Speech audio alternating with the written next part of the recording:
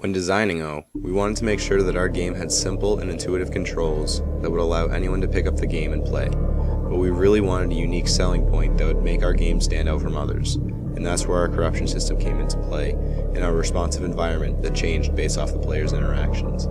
To help implement these interactions, we created a dynamic pipeline to work with the level designers. These interactions were focused on the different modular systems that we created. These systems include the different cube types that we made, which fall into two categories: supportive cubes and obstacle cubes. We implemented these two cube variations to control the game's difficulty flow and to make sure the player is fairly challenged. Going into this project, we needed to make sure that each level had a cohesive flow. To do this, we had to establish a natural progression from one level to the next. But we didn't want the levels to feel repetitive, so we came up with different challenges to make each level feel unique. This way we could create an enjoyable experience for the player. I chose a very minimalist art aesthetic to go with a very simple design mechanic within our game.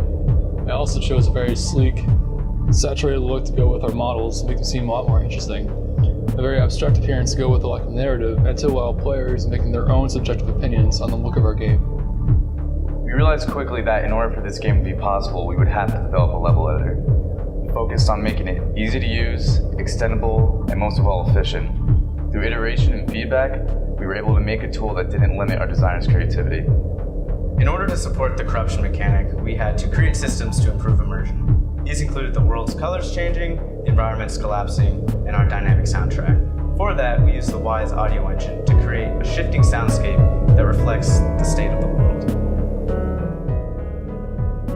Infinitely Cool Industries is one of the most creative and driven teams I've had the pleasure to work with.